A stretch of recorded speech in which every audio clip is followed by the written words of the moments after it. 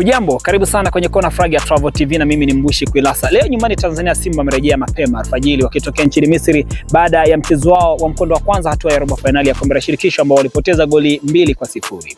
Simba wamerejea nyumbani na moja kwa moja anaingia kambini tayari kwa ajili ya mchezo wao wa marejeano ambao utapigwa Benjamin Mkapa tarehe 9 mwezi wa 4 2025. Klabu ya soka ya Simba iliporejea tu mapema leo, kocha wa timu hiyo, kocha Fadhur Rahman David anasema kwamba wamejiandaa na wako tayari kwa ajili ya mchezo huo, lakini akisisitiza kwamba watafanya kila kinachowezekana kwa ajili ya kuhitaji matokeo katika mchezo, huku akiwasisitiza mashabiki kujitokeza kwa wingi kwa ajili ya mchezo huo na kusema watakuwa na mbinu bora zaidi za kujilinda ili wasiruhusu goli la ugenini ili kuzuia mlima mkubwa zaidi wa mechi yenyewe husika. Timu ya taifa ya Tanzania chini ya miaka 17 Serengeti Boys jana wamepoteza mchezo wa pili mfululizo kwenye michuano ya AFCON ya vijana ambayo inaendelea kule nchini Morocco baada ya kupoteza magoli 3-0 dhidi ya timu ya taifa ya Uganda. Sasa Serengeti Boys mchezo wa kwanza walipoteza dhidi ya Zambia, lakini mchezo wa pili wamepoteza dhidi ya Uganda.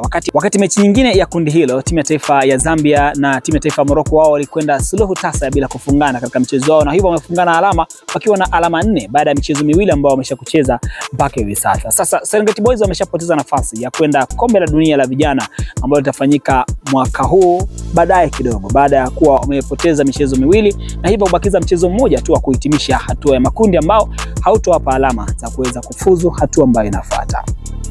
Kocha wa timu hiyo Agre Molis anasema walifanya kila kitu ambacho walikihitaji kukifanya, lakini bahati haikuwa kwao, ndio maana wamepoteza mchezo na wanaangalia namna ya kurekebisha makosa ambayo yajitokeza kwa ajili ya michezo ambayo inafuata. Mchezo ulikuwa tulianza vizuri, mchezo tulienda vizuri kama fulani ndio tumeipanga.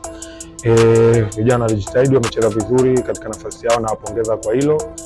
Ila mpira mchezo wa makosa, mnapotokea mnafanya makosa na makosa yametuadhibu katika mchezo leo cha msingi, na ndio game imeshapita. Iliyobakia tunaangalia mechi yetu ya Morocco, mechi yetu ya mwisho, tunaenda kujipanga kuhakikisha tunapata hata alama 3 katika mchezo huu ili kuendelea kuweka kibubu chetu leo kwa tunaenda tukiondoka tupate hata mechi hii angalau vijana tu wapate kujua kweli kama tukuja katika mashindano.